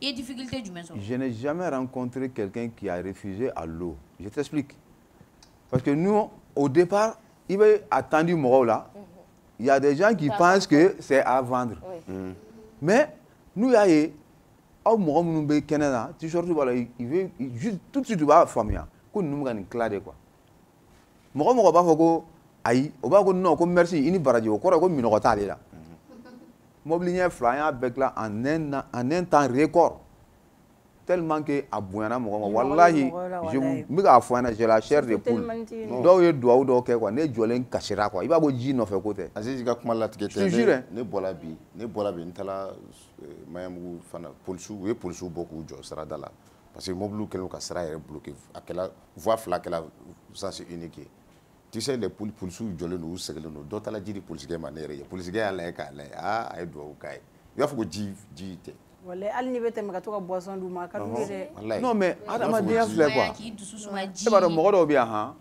mɔgɔ dɔw bɛ yan olu tɛ musabugu ka dɔw bɛ taa fɔ Muntugu la mais à part 1000 francs ka essence k'u ou bien 500 francs ils n'ont pas 25 francs pour avoir de l'eau est-ce que i y'a faamuya bon nin situation mana gɛlɛya cogo o cogo adamaden ka hakili kɛ ka baara kɛ pour que par exemple sisan moi je vais vous dire une chose ne ye hakilina in sɔrɔ de parce que se foyi tɛ yen pétrole dingɛ tɛ n bolo yan n tɛna se ka essence dilan n tɛ se ka gasoil dilan se jumɛn bɛ ne ye sisan ji ɲini k'a di mɔgɔw ma a fɔ mɔgɔw ye an ka ɲɔgɔn dɛmɛ o de se tun bɛ ye bon kanba fana tɛ n na kanba bɛ mɔgɔ mun na n terikɛ y'a dɔw ma o y'a fɛn dɔw y'a ye mɔgɔw commencera k'a ta les gens ont apprécié l'idée surtout ka mɔgɔw dɛmɛ k'u ta gitɔrɔndaw la association ma wele association ma wele ou soit bon m'an yɛrɛ bila o bɛɛ la Déjà, le message a été compris. Oui, oui. J'ai vu sur le réseau,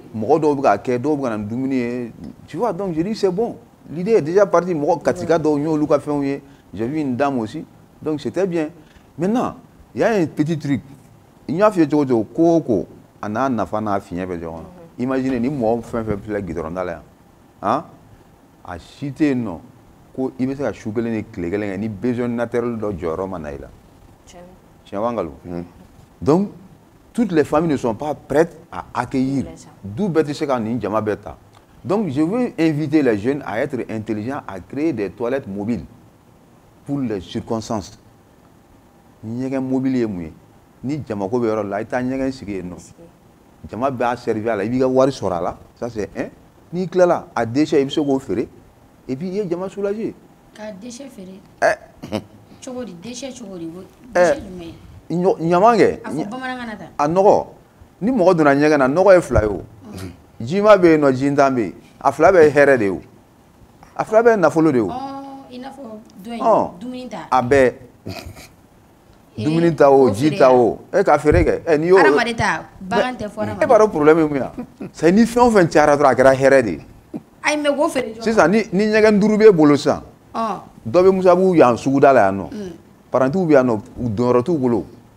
Mo be fon fait. Donc ni au déchet collecté ça.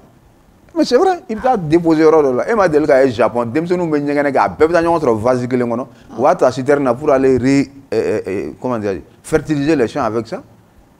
Et moi, c'est le baron état donné. Bon, d'accord.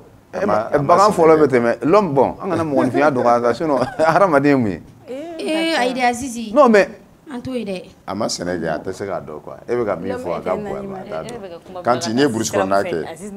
C'est famille. Donc, oui, voilà. Flana. Flana. Il veut déjà, il veut boire, il veut t'en aller voilà, directement quoi. Ça est tellement le monde là. Moi, il est beau. Bon, ça il faut appeler le chat par son nom. Il y a faute comme ça, c'est ça quoi. Avec Biouli. Appelez. En Inde, Cherop mais non, Aracido Inde. On appelle ça les pieds noirs ou quoi là. C'est où fait des quoi. Aracimundo, ou Koneno, ou Bla. Ni nyɛgɛn fara san u bɛ taa jita palan dɛ il su sio dɔ bɛ yen u t'o sigi n'a fara faamaw ka ɲɛgɛn olu de bɛ taa ta k'a da u kun ka taa bɔn olu ka fɛn bɛɛ y'o ka vie y'o o siya b'a dan na. hali saba tile la nuhu tile la ale b'o fɛ nuhu mɔgɔ ma ta bin bore la bɛɛ y'a ye u ka bana nɔgɔyara u m'a bɛɛ fɛ wa. O société kelen in kɔnɔ dɛ il y a un monsieur ko docteur Patak ale de y'i sigi ka analyse kɛ c'est lui qui a créé les toilettes i y'a faamuya ka ɲɛgɛnw créé ka tila ka taa lajɛ. Ka fɛn bɛɛ transformer ka kɛ industrie o ɲɛgɛnna taga fɛnw ni fɛnw ko bolo bɔ a la ka fɛn bɔ a la a bɛ courant di a bɛ gaz di ka centre belebele dilan o centre fɛn fɛn mɔgɔ mɔgɔ bɛ taa i bɛ dumuni min kɛ restaurant na a bɛ dilan aw yɛrɛ ɲɛgɛnɛ n'aw ka fɛnw na i y'a faamuya défection na c'est à dire quoi hadamaden hakili de ye dɔrɔn c'est pour dire que événement kɔnɔ kow bɛ bɔ a kɔnɔ manani minnu fana ka tɛrɛnbalen nin ye dɔ ka taa bɔrɔnin siri dɔrɔn ni mun ye ji min a y'a kɛ nin kɔnɔ ni mun ye ji min a y'a nin kɛ nin kɔnɔ pour ne pas encombrer hein. E bilasirali min fɛnɛ fɔ. Bilasirali c'est-à-dire. I n'a fɔ ka dɔ ta dɔrɔn k'a bila ka ɲɛ ma. Mais attends. E bɛ bɔ yan ka taa Yirimajɔ. Ayisa, ne ye cas dɔ de ye. Ale ye dɔ ta. Sufɛ a bɛ ka taa n'a ye. A bɛ se yɔrɔ o y'a sɔrɔ tɔɔrɔ bɛ cɛ sen na. Genre muso paniquera quoi. Mais Fanta dɛ. Kan ninnu quoi. C'est négatif hein. Non, c'est. E bɔra bɛ ka fɛn mun fɔ. Mais bon, je te comprends parce qu'on dit Fanta là. Mytho. Elle est mythomane, donc il n'y a pas de souci. Donc je peux comprendre. Parce que elle nous envoie dans Fininkoro, elle nous envoie dans Ntoromba Sena. C'est comme ça un peu quoi. La mytho. Fanda, faut être John Sroni à la tête. Moi, je me fais là. Chauffeur, mais bon, normalement, moi, je vais la chou qui serait tout à fait là. Il y a une Toronto qui va. Guérébi. Cause il y a une Toronto qui va. Guérébi va répondre. Guérébi une Toronto qui va venir en tag. C'est comme ça. Sur un temps normal, à 16h là, je me pointe. Maintenant, je vraiment arrête là, je dois aller à Faladje. Et moi, je suis en moto. Mais quand je suis à Faladje, alibi. La preuve, ne pourra d'où on a gagné. Dans un état. Quand blairo de la, donc on est en blairo de la. Il y a un moto qui roule, on est en train de. C'est comme ça. Il y a un boulot pour aller à Magueléa. Wallahi ala Magueléa. On peut avoir un contact, numéro me fait guider et tout. Bon, nous avons numéro 73. Ok. 96 45 83. 45 83. Voilà. D'accord Aziz, merci beaucoup. Voilà. Adjarani, on a la sona, on fait des faraïka, un message. Non, on a sur l'amba dinindo ni teo. Sera fait. Non, demain sera. Dibago demain ti joie, tu seras ban. Les gens sont toujours dans les besoins. D'accord. Donc ni mo me faire demain que ou surtout ameni crise ou wati agara ni crise agara crise woreo, agara docteur so agara demain ou demain vous pouvez contacter ce numéro le 73 96 45 83. Oui, Aziz Ganimura. Aziz, merci beaucoup. Merci. Groupe Comès, c'est un espace multiservice érigé majestueusement en plein cœur de Bamako, rien que pour votre confort. Style, qualité et commodité, c'est bien le Groupe Comès. Et oui, au Groupe Comès, vous trouverez pour votre intérieur des fauteuils ultra modernes, des chambres complètes, des cuisines complètes, des tapis, des carrelages qui répondent aux normes standards et des sanitaires qui sont dans l'air du temps. Le Groupe Comès est une batterie d'hommes et de femmes avec à sa tête Abdoulaye El Hadji Maïga qui pense qu'en plus de vos demeures, vos lieux de travail doivent aussi refléter la qualité et le design.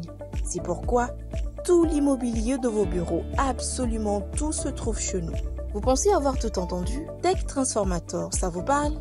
Eh bien, le Groupe Comès est le seul représentant de cette grande marque au Mali. Grâce à Comès, le Mali respire, l'Italie, l'Espagne et la Turquie, car tous nos meubles et nos carreaux viennent de ces 3 pays. Je n'en dis pas plus, je vous invite à venir voir par vous-même. Nous sommes à Amdalaï Assey 2000.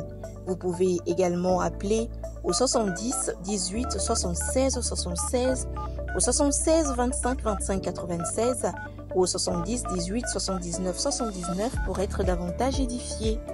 Une bonne journée réussie dépend d'une bonne nuit de sommeil. Et le Groupe Comès a ce secret, que votre tête soit posée sur les coussins de nos lits ou de nos fauteuils.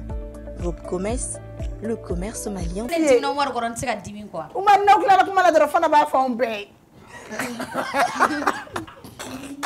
Voilà. D'accord, ami Aziz Fou. Ami Aziz Fou. Aziz ga initiative ka inko sebe. Aziz wata jiri mo ma ko nyega mobile jo. C'est à saluer vraiment. Mais nyega mobile le be gele ya doni. Temete se ka go sira fe. Kamere goro joli clé fly ma dumuni ngani yo on bana ko ta soro ko ni. O kasa be da fo. Miatul ki amane ka mo mar de kasa ma. Ni ka mo mar ta de ma. Ngate munu me joara na ma. Parce que mari shira clé saba. Amaseka tiko ame Omar Fouga ordi Fouga Erwan Fouga Wera Fou quand invité Fou invité Tcharaï invité Fiadji Kay elle est très belle muso faranfi muso dafalilou a Daoula bala a Kadiz bala a Ketogo bala menanta to ba a Jelmandia bala mais anta esa ale foulé le fana la gagne ah mais ni ngali geni fa ka kana produit kere ka kana produit ke madu afa direct la ke dusu yo ni nyabetele la kana produit ke ya me awya ate produit ke al ni ne baron te produit ke kana produit ke re i chekan i ten kan ala ka tin chete ala ka chen man no ya na be fen ala ka ke donc ay tegere fo ora ami la diva comme elle est mona pourquoi parce que je suis invitée, elle s'assume. D'accord. Merci beaucoup, chérie. On l'aime dans la vie, ibisibla. Et on le dit à Jarani. Koju. Merci. Moi, tu es ta fille. Où est mon fille? Il va à chopi. I don't know for it. Tu es très belle. D'accord. Ami, mais donc, on va regarder une petite vidéo des amis ensemble. Un est là-bas, Ami, elle est qui? On m'a reçu presque.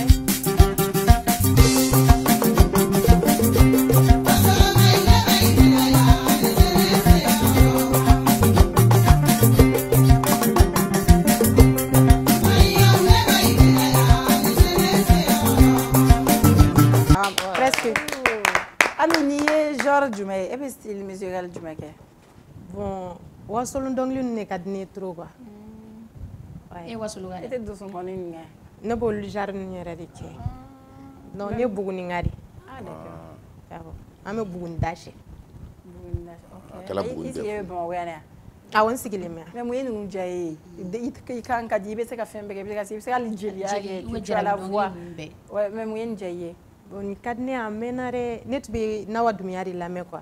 depuis nga dogo bon ni sangari o de wasolon dongli nu janye toro ka ne ba fene ba jarke mais instruit mu filɛ ka dɔnkili kɔrɔ mɔgɔw bɛ ka bila commentaire la ko ala ka ɲina nabitu u bɛ ka wasolo makɔrɔba dɔw ka tɔgɔ bila ko olu de ta ye instruit awɔ olu de ta don nin tɛ yɛrɛ kumakan yan n tɛ ne kumakan ye dɛ ne ye son dɔrɔn de k'a la quoi ayi ne bɛ ka dɔnkili dɔ de da voilà son min b'a kɔrɔ duduma karikari dɔn ka dɔnkili bila ka dɔnkili daminɛ la voix les voix mais instruit ayi non a fila si tɛ ne voix ye comme sisan ne tun bɛ dɔnkili da de la bon dɔnkili min da la bitu de tun bɛ ne ka dɔnkili sanfɛ trop ne de ye nin misiki ta dɔrɔn ka bila a kɔrɔ quoi nin tigi ka dɔnkili n'a ka instruit voilà n'o de ta ka bila n ka fɛn kɔrɔ tan tɔ mais e tun bɛ ka mun de hali k'o da segin parce que nin kɔrɔ nin t'i voix ye non nin tɛ ne voix ye ok i yɛrɛ voix ye min ye o k'a la n ye dɔ da mun jara mɔgɔ ye fiyajo yafa ami ma i ye jarive yo k'i ye yafa ma i ye ɛriba yo chauffeur baba yafa ami ma habula musow de fiyajo gɛn k'i ye yafa ma ami yɛrɛ ye buladen ye ne ba ye bula ye ne wolofa ye bula ye ko ne yɛrɛ ye buladen ye ni bilala ma min na a ye yafa ma a ka ne to ala ye cɛ ne woloden segu yo yafa ami ma i ye dunuya i ye jinɛ elive yo juru sumaya juru madan ye kɛ n'i ka ɲi tɛ ami sɛgɛla ne bi na tan da cɛ sinɔgɔ bɛ ne la jarive diminen do ala de ka diminen do de ka yafa ami ma belle voix okay.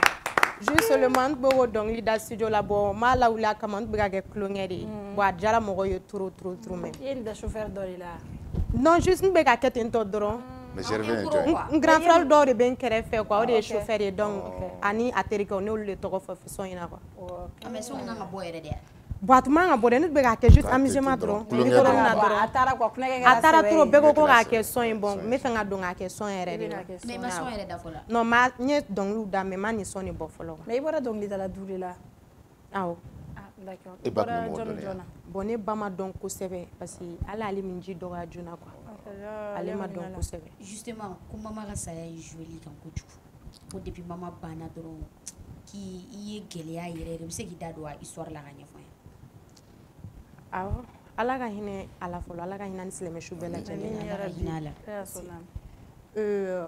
tiɲɛna a joué la n kan trop bon denmisɛnninya kɔnɔ a bɛ fɔ ko n mɔkɛ yɛrɛ tun bɛ to k'a fɔ n ma ko ni ma se n ka ko kɛcogo la dɔrɔn a bɛ joué n yɛrɛ kan quoi i y'a ye bon a ka saya digila n na trop parce que ne kelen de bɛ n ba bolo kɔrɔ tɛ n fɛ dɔgɔ tɛ n fɛ ni rien je suis seule ale de tun ye ne fa ye ale de tun ye ne ba ye ne fɛn bɛɛ de tun ye n ba ye en fait quoi bon ala min ji dɔgɔya don min na a joué la n kan yɛrɛ yɛrɛ de i b'a dɔn ni mɔgɔ ba sara i nin bɛ bana n'i ba sara de i b'i jugu dɔn mɔgɔ fɛn bɛɛ de y'i ba ye i ba de bɛ se k'i sutura i mana diɲɛ fɛn o fɛn kɛ i ba de b'a fɔ k'a bɛɛ ka ɲi mais n'ale tɛ yen ka ban i bɛ fɛn bɛɛ y'i ɲɛ la ala y'a minɛ n'a ka sɔrɔ ma n ka dɔgɔ dɔɔni o y'a sɔrɔ n tɛ san 14 bɔ ten kosɛbɛ a kɛra ka n to 6e na mais e kɛlen k'a dɛsɛ dɔn gɛlɛya jumɛn e ko ko i b'i nin dɔn i b'i jugu dɔn famille yɛrɛ kɔnɔna la ko dɔw de taara k'i sɛgɛrɛ ou bien mun de kɛra ko caman tala ka n sɛgɛrɛ ne ka ka gɛlɛ trop i n'a fɔ mun ni mun a ka gɛlɛ yɛrɛ de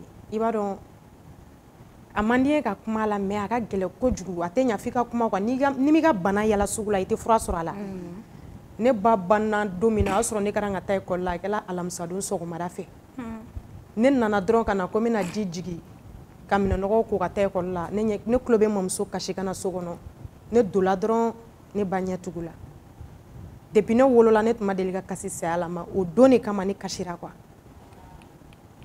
o don ka taa o don na ka na bila bi la n ye gɛlɛya caman sɔrɔ a kɔnɔ mais n ka gɛlɛya caman sɔrɔla ko wɛrɛw de la kɔfɛ parce que ala nana lajarabi dɔw se n ma n somɔgɔw ye kɛ kɔfɛ kɛrɛfɛmɔgɔ ye parce que ne lamɔla n ba somɔgɔw de bolo ne tɛ n fa ka mɔgɔw dɔn ne lamɔna n ba somɔgɔw de bolo ne fɛn bɛɛ y'olu de ye mama banna n mɔkɛ fɛnɛ banna n grand père o de tun ye n fa ye ne ba bannen kɔfɛ ale de kɛla n ba ye fɛn bɛɛ ale fɛnɛ min ji dɔgɔya la donc n tonton minnu bɛ yen olu u dɔgɔ donna ten kosɛbɛ quoi à cause de action dɔ de tɛmɛna o de kama u ye ko sugu dɔ ta k'an sɛgɛrɛ fo ka n'a kɛ sababu ye bon action sɔrɔla n den de nɔfɛ ne den ne ye garizigɛ de sɔrɔ ne ye garizigɛ sɔrɔ a ma fɔlɔ ne la a tɛna laban ne la bon o de kama u bɛɛ y'u banna u bɛɛ y'u mako bɔnna k'u ban den na i b'a dɔn n'i y'i ban muso den na i y'i ban yɛrɛ de la hali n'i ye muso den gɛn ka bɔ du kɔnɔ i ye muso de gɛn i m'a den gɛn mɔgɔ fɛn bɛɛ de y'i den o ne n'u kɛlɛla o de nɔfɛ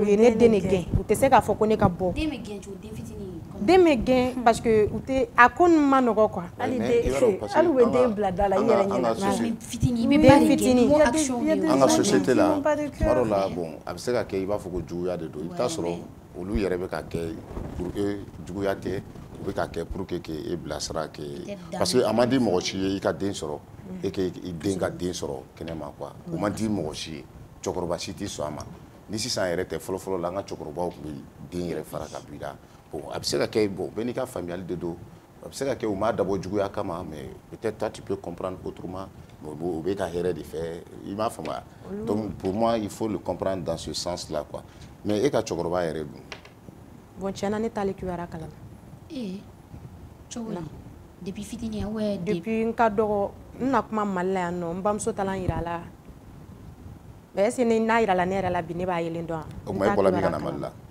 ne bɔra Côte d'Ivoire de ka na yan e ni i ba de nana ɲɔgɔn fɛ yan ne ba de ye ne bila ka na ne n'a ma na ɲɔgɔn fɛ ale ne bila ka na mɔmuso ni mɔkɛ de fɛ yan nɔ o y'a sɔrɔ e t'i fa yɛrɛ dɔn o y'a sɔrɔ ne tɛ n fa dɔn ten k'a latigɛ wa mais e n'a ye ɲɔgɔn ye ne n'a ye ɲɔgɔn ye natɔ n ba taara n yira a la Abidjan ya ou ya a taara ne yira a la Abidjan ni parce que an tun bɛ Buwake donc a taara ne yira a la Abidjan mais i bɛ hakɛ to sisan e t'i i fa dɔn je pense que c'est une chaîne d'accord u kun furulen tɛ o de kɛra e yɛrɛ ni ale fara sababu ye parce que e taara i ba ka côté la donc la maman elle a pris soin de toi toute seule a taara ne a fa ka famille la donc ba nana ban ala nana kɛ e fɛnɛ nana garizigɛ sɔrɔ donc u fɛnɛ c'est comme si mais e ba ka côté la est-ce que ale fɛnɛ y'a f'i ye k'a ye o tɔɔrɔ kelen sɔrɔ a kelen ka garizigɛ sɔrɔ e la ala ka hinɛ ala ka dayɔrɔ sumaya a kelen ka garizigɛ sɔrɔ e la min dara e kan o dara ale fɛnɛ kan ne ba ye tɔɔrɔ min sɔrɔ ne m'a diya ka sɔrɔ ne nɔfɛ donc ça veut dire que c'est un problème de danbe de famille et tout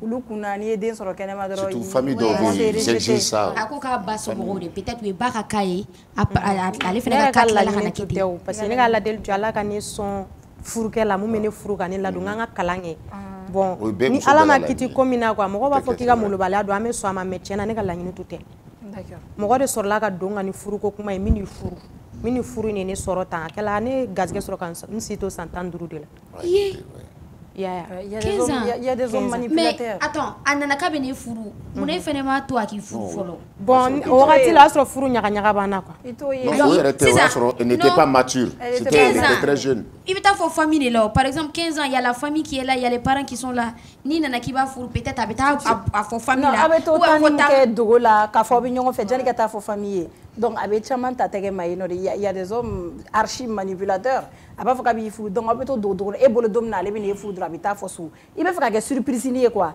i bɛ to o surprise na mais k'an bɛ yɔrɔ kɛra cogo di après bon ne yɛrɛ tun bɛ n ka kuma bɛɛ ɲɛfɔ mɔkɛ de ɲɛna ala ka hinɛ a la ne y'a ɲɛfɔ mɔkɛ ɲɛna n ko dɔ bɛ n nɔfɛ n k'a ko k'a bɛ na n furu o yɛrɛ ko o ka ɲi k'o ka na so bon n'o fa a taara ne yira mɔgɔ dɔ la k'o y'a fa n'a ba ye alors que a fa n'a ba tɛ o kɛra a taara n yira grand sœur dɔ la a kɛla senu de a taara n yira grand sœur dɔ la k'o y'a kɔrɔmuso ye olu yɛrɛ bɛɛ fɛnɛ ye ko in kɛ komi réalité de don ne ɲɛkɔrɔ ka ne bɛɛ ɲagami ka ban quoi bon ne sɔrɔla ten tɔ de y'a oh mais e kelen ka garizigɛ sɔrɔ après ale ka réaction kɛra cogo di est-ce que ale fana y'i jɔ k'a fɔ ko wa ne t'ale don ou bien o ko kɛra cogo di den lamɔna cogo di bon a fɔra a ɲɛna don min na a ko a ta tɛ k'ale yɛrɛ tɛ a min tɔgɔ dɔn yɛrɛ ya bon ne terimuso dɔ fa de y'a wele k'a bagabaga o y'a bagabaga min kɛ a ko k'ale ta don a somɔgɔw nana jɔ ne ka ko kɔrɔ ka ne kɔnɔ yɛrɛ to kalo 6 de la bon o m'a bɛɛ kɛ k'a bɔ a sira fɛ depuis ne jigila fɛnɛ ni ko dɔw kɛra dɔrɔn u yɛrɛ nan'u ban ne ni den bɛɛ la sisan ne den ye fɛn bɛɛ n yɛrɛ ne yɛrɛ fɛn bɛɛ ayi mais somɔgɔ minnu yir'i la olu de tilala k'u jɔ awɔ somɔgɔ min yira ayi minnu y'a somɔgɔ olu nana dɔn kɔnɔ talen kɔfɛ de quoi donc olu jɔ ni den voilà olu jɔ ni den bon o kɔfɛ o ko k'a yɛrɛ ka taa baara kɛ i y'a ye mais ale yɛrɛ bɛ si joli la a bɛ san 20 ni da dɔɔni ne la Tafi ale tɛ fɔlɔ dɛ minnu sɔnna ka jɔ waliden ka n'a fɔ ko awɔ ne kɔrɔmuso ne den ka jɔ n'a ye olu de don Il y a d'autres gens qui ont été au Bémorobla, où il y a des bergers qui ont été au Bémorobla, il y a au Robo. Kasoro somo den chere wa muso Chemanne. abe sanjo la san Abe sanani nyone. sanani donc e be ga musique de ke san ki den balo e be misi san Bon, n'était chaud. ah Ne loge le no. Ne appartement do tanere loge le no. Ah oui, gain donc e bora. Voilà, ne Ou bora. e dengue gain, mais comment ça se passe? Kaka den ou e den mu ke. Den ma foi ke klegantre dre akela célibaro donné fait ko nga boni den ko ka ta daga mo ma. Bon ne taran den ngo meta di ko mun so man ja nyogona tin ko sebe. Ngo meta den na jove na be na clear ta shi fe. Asomo ko ko lu ti se ga mine ka place to lu fe. Donc fani e ne fene ka mo ko na ti ta ya te dudu fene kono men den bla kene makananda. e kelen ka den ta ka boni den o sɔrɔ gɛlɛya bɛ yen fɛn t'i kun i dɔɔnin kun tɛ foyi comment tu as fait e bɔra yen kɛnɛma e sira min i sira kɛnɛma ni den ye n baara ɲɔgɔn dɔw de wele m'olu fo niyɔrɔ la a na ko ni tiɲɛpo ani nin yɛrɛ ne olu de wele olu bɛ appartement min na olu ko ko n ka taga yen nɔ ko n place bɛ yen ko ni ne ni den de don tiɲɛna o ma n tɔɔrɔ foyi ne ni den tun b'olu kan an ye san 1 de kɛ avant que n ka na ɲɛ sɔrɔ bon ni cɛ ni muso bɛ ɲɔgɔn kan ta a ma nɔgɔ a tɛ bɛn dɔɔnin quoi kɔfɛ de ne a ye solution t'a la n tanti dɔ ye n wele ko n ka taa ale fɛ yen ale fɛnɛ n'a cɛ de don n taara ale fɛ yen n k'o fɛnɛ tɛ laban n yɛrɛ ye n débrouiller ka so dɔ ta n yɛrɛ ye ni n den bɛ yen nɔ o ye joli o ye 6000 de kalo la quartier jumɛn ne na awɔ an bɛ kuma fɛn bɛɛ ne ba ka côté de don Mais pour moi ne fɛ han c'est à dire que c'est pas peine perdue i bɛ situation min na n y'a dan ne ma situation ɲɛnama tɛ c'est à dire que mɔgɔ tɛ se ka dɛsɛ mɔgɔ dɔw bɛ yen bɛɛ tɛ se ka dɛsɛ i tɛ se ka dɛsɛ bɛɛ la quoi pour moi mɔgɔ dɔw bɛ yen n'i sera i ka se olu ma olu ka se i somɔgɔw fɛ yen i bɛnkɛw fɛ yen parce que mɔgɔ bɛnkɛ yɛrɛ ka ba i la a ka gɛlɛn quoi u k'u deli u k'u deli vraiment i ka don so kɔnɔ ne fɛ o ça c'est o cɛ ka ɲi kosɛbɛ parce que ni muso kelen bɛ so kɔnɔ mɔgɔ bilala ka taa a deli a ko a ma sɔn yɛrɛ de quoi i b'a dɔn bɛ ka maro faamu mun na parce que en tant qu'une jeune fille i muso tɔ e bɛ appartement ta a cɛ man ɲi quoi a bɛ kɛ mɔgɔ kɔnɔ genre i bɛ ko wɛrɛw la yen ou bien cɛw bɛ don olu ko ninnu ma ɲi c'est mal vu en fait dans la société k'a fɔ ko musomani kelen e bɛ appartement la ka bɔ famille kan a bɛ kɛ i n'a fɔ champ libre de quoi genre liberté sugu dɔ de b'i bolo mɔgɔw bɛ titre sugu bɛɛ da i kan et puis souvent a bɛ se ka kɛ fana défaut ye e fana ye souvent o fana bɛ se ka kɛ k'a sɔrɔ e t'a kalama voilà erreur de la jeunesse fiɲɛ b'i nun kɔrɔ ni bangebagaw kumana e fɛ i b'a fɔ ayi n tɛ sɔn peut-être n t'a fɔ i ta ye peut-être a bɛ se ka kɛ e fana ta ye o ye mais e yɛrɛ t'i ka erreur dɔn parce que a bɛ se ka kɛ n'u kumana e fɛ e b'a to voilà déjà o kɛla ka ban n bɛ min f'i ye a den sɔrɔla woro kɔfɛ dɛ non den sɔrɔlen kɔfɛ de a ye woro bɔ bon kalo san 3 de kɛla a ma sɔn ka mariage kɛ quoi o kɛra k'a fɔ ko ka mariage kɛ ko so tɛ ya bon ne yɛrɛ bolo réalité ne fan fɛ parce que ɲininkali kɛla ne bɛnkɛ ɲininkali la ko ale ko dabɔ cɛ den ka mɔgɔw de kama quoi ko walasa u ka se ka furu kɛ quoi donc olu ma sɔn o ma min kɛ ale fɛnɛ ko den ka bɔ donc ni den bɔra ne fɛnɛ bɛ se ka to so kɔnɔ cogo di n'a ye den labɔ mais moi je suis que don kelen aw bɛ bɛn a la tu vas les retrouver est-ce que ne ni nin bɛna bɛn bilen non a bɛ bɛn non i bɛ cɛ ou bien famille ai ne ni cɛ tɛ bɛn bilen ne bɛ ka ala deli famille ko in de la parce que se wɛrɛ tɛ ne o n'i ye ne yɛrɛ ɲininka bi ne b'a fɔ somɔgɔ tɛ ne la non somɔgɔ b'i la parce que den bɛ kɔrɔbaya yɔrɔ yɔrɔ e yɛrɛ bon même min f'i ye den yɛrɛ bɛ ja minnu ye den yɛrɛ gɛn den yɛrɛ bɛ ja olu ye ka tɛmɛ e yɛrɛ kan j'ai vu ce cas ouais a bɛ jardin na i bɛ ko fɛnɛ sara ni mun ye cogo di bon comédie n bɛ comédie minnu kɛ n'u ye contrat sɔrɔ ne ni minnu b'a kɛ ɲɔgɔn fɛ an bɛ vidéo min kɛ n'u ye contrat sɔrɔ u bɛ dɔɔnin dɔɔnin diya u bɛɛ bɛ n ka gɛlɛya kalama cɛna hali n'u wele n ko mago bɛ na u b'a diya surtout baɲumankɛ yɛrɛ exactement m'a fu yɛrɛ de groupe bɛ cogo di aw o groupe bɛ cogo di parce que musojɛ c'est aw musow ka ca aw ka groupe na kojugu ka na don groupe kɔnɔna la i bɛ taa sɔrɔ kɛlɛ ni fadenyaw ni fɛnw kɛ est-ce que aw bɛ cogo di bi na groupe ko in kɔni n tɛ laban tiɲɛ t'a groupe kɔnɔ mais i ni minnu nana par exemple émission dɔ la yan nɔ i n'olu kelen don toujours non ne n'u tɛ ne n'u tɛ bilen pourquoi qu'est-ce qui s'est passé ko ka ca i b'a dɔn baara in yɛrɛ filɛ juguya b'a kɔnɔ trop juguya b'a kɔnɔ trop an ka jugu ɲɔgɔn ma an tɛ ɲɔgɔn fɛ an tɛ ɲɔgɔn ka ɲɛtaga fɛ bon o de la an ma bɛn kosɛbɛ parce que i b'a dɔn n'i nana kuma ta Bon, faut pas qu'il y a des gens qui vont penser qu'il va se dober là. Parce que de la famille, quand il y a un groupe, tu vois, les gens vont penser est-ce qu'il des fautes doter et faire là. Mais est-ce qu'il y a là? Parce que ne kuma do me ko ibita sur kal ni do be fe ke deme ku be wale do ta ki segere pour que ka se ki deme o do wa fo pour que wani di ema pour que te mesra do fe o kuma e chen o chama kera na te banere musique kono we comédie ko afla be jar nyamo wa we John nyamo doni mbala mun me nyede ne nye olu bala ay ga nyafota mun de la ka ki la nyafota bon musique canal kono na la de la ga gere dola nya fa ina ngomi fa gan deme parce que ne be se muno e direct re ga dong da ranga ta joto ko tala ko bon ngu gan deme wa se ka sira do irana mo se ka fembe do musique re ti dong aba bo a irana ka fo ngana kan nkena fo la ga soro gan blasira o be kan deme donc ne ma so ma mi ko ngam bamba nyere ko musique to fe ko ne te hera mo ko ala ba am na to akunya be jai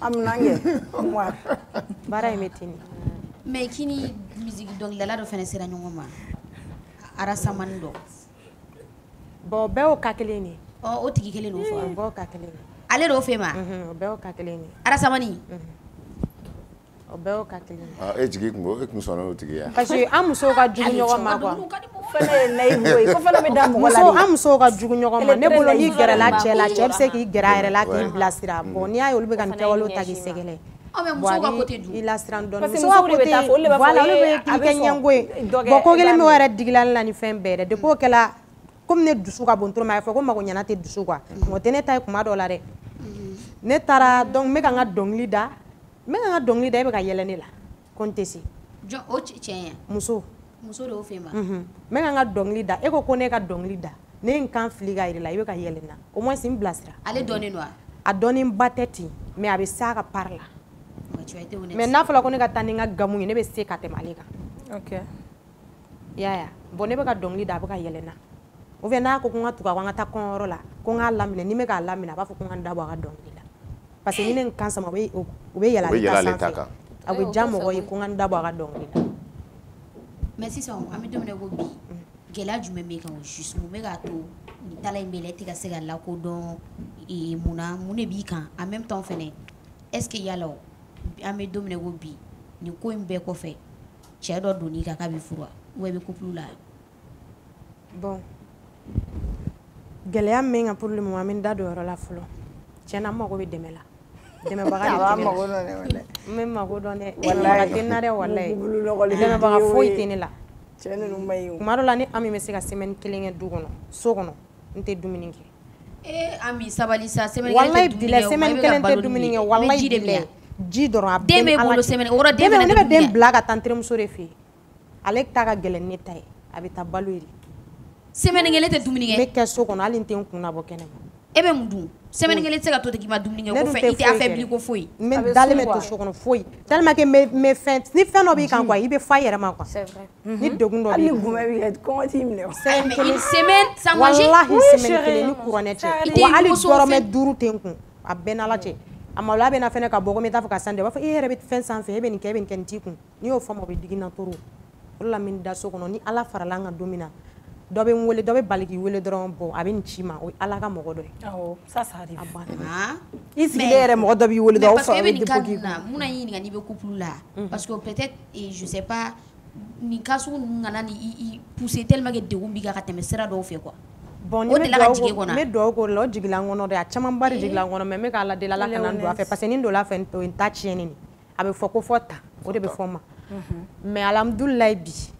ni mɔgɔ bɛ ɲɔgɔn fɛ o bɛ ka don jigi kɔrɔ a banna Ala donc i semaine kelen ka sɔrɔ ma dumuni ka sɔrɔ o kun bɛ yan ayi o y'a sɔrɔ o tɛ yen mais Ala k'o kɛ réellement dɔnkili de ka di e ye ka taa dɔnkili dɔrɔn sira fɛ wa ou bien comédie de ka di e ye ka taa comédie sira fɛ parce que fɛn dɔw fila tɛ ɲɛ dɛ o ye tiɲɛ ye tiɲɛna dɔnkili de ka di ne a fila bɛɛ juguya ka bon sa mais dɔnkili in ka di n ye ka tɛmɛ comédie in kan n'i banba o la i b'o ɲɛ sɔrɔ parce que n t'a fɔ comédie tɛ laban mais dɔnkili dɔnkili de ka di n ye ne fɛ ka n banba o de kan ni sera ka dɛmɛbaga sɔrɔ yɔrɔ kɔnɔna kɔni a bɛ diya parce que bibi in na mɔgɔ tɛ san sɔrɔ ni juru tɛ quoi o ye tiɲɛ voilà dɛmɛ bɛɛ tɛ wariko ni fɛn ninnu ye dɛmɛ sugu ka ca quoi hali ye mɔgɔ sɔrɔ mɔgɔ min b'i ka studio jɔ voilà k'i ta labɛn la k'i structurer k'i produit Elle a une très belle voix. Artiste Mohamed Djabi, il y a qui Moro Badi, Lil Ben, on a Diabaté, Korakom, on a Milmo.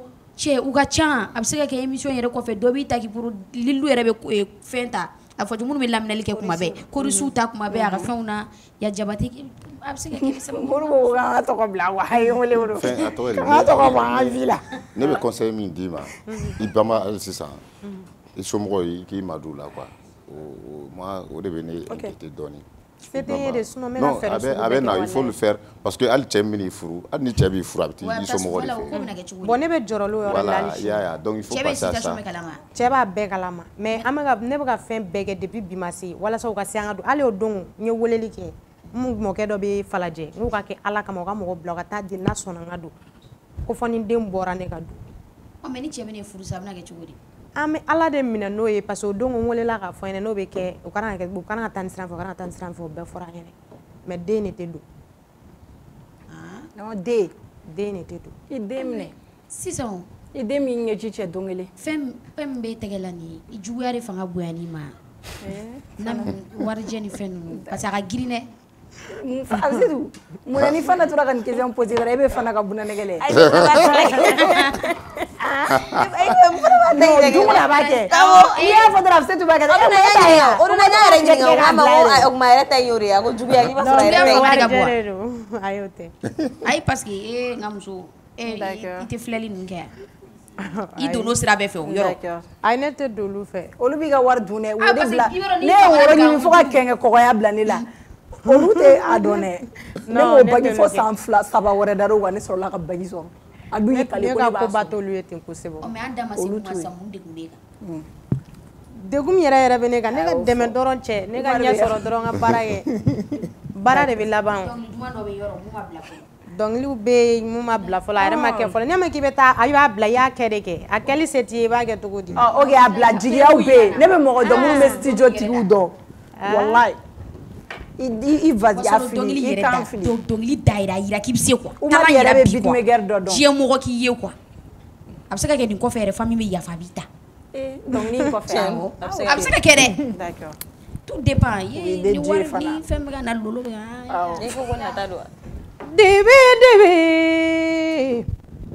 munye dibi Allah ni jarabi laila Munye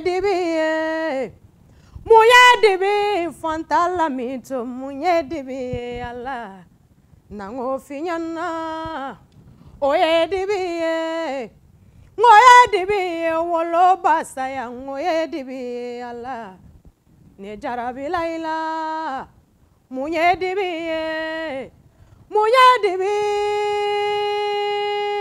wolo fasaya ngoye dibi Allah ne jarabi laila munye dibi wolo de saya ngoye dibi Allah ne jarabi laila munye dibi tuguni munye dibi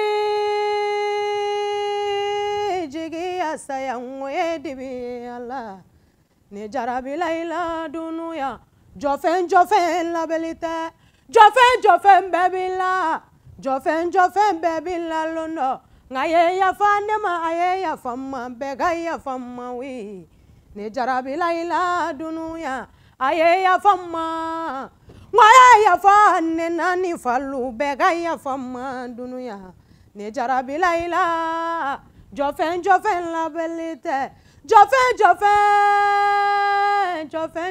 la belite ne jarabi laila dunuya Sayamai Allah sayamai jengo yo ngo sayamai wi Allah woloba sayamai Allah sayamai wolona sayamai dunuya ne sirane wolona sayanye anana debidonella sayana le debidonawi woloba sayana le debidonella sayana debidonna awye falana ninne Auya fala naniwe, fantan fala unaninza, bantan fala unanine, jigintan fala unanine, Ami bɛ kasi la ne ma ko bi woloba santa la ne ma woloba santa ye ko waliden tɛ kɛ mɔgɔden ye ko fɔ mɔgɔ ɲuman kɛlen ni Ala ye latigɛ se min ma k'i ka taa ni fama Ala ye ne ma ko bi wolona la ne bɛ ba santa ɲini na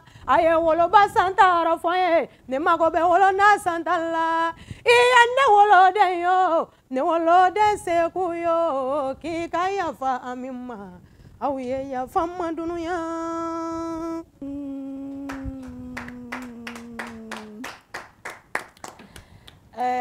Ami numéro dɔ d'a ma 85 38 86 12 86 12. D'accord, merci beaucoup. Ami, on voulait dire à Djarani que c'était vraiment plein d'émotions et tout. Il est fan de la cachée. Tu as fait pleurer notre mytho. Fana W7 kele ordi afa ko iwana W7 kele tagal fantama ko fitina la. Merci beaucoup, merci Oumar, merci DJ Ordi, merci Werason. On se retrouve ici à demain, même heure, même chaîne. Après une année de succès, le complexe scolaire Maître Bidi Traoré est ravi d'annoncer l'ouverture des inscriptions pour l'année scolaire 2025-2026. La rentrée est prévue pour le lundi 29 septembre 2025. Au complexe scolaire Maître Bidi Traoré, nos enseignants sont reconnus pour leurs compétences pédagogiques exceptionnelles et leur capacité à écouter attentivement les besoins de chaque élève.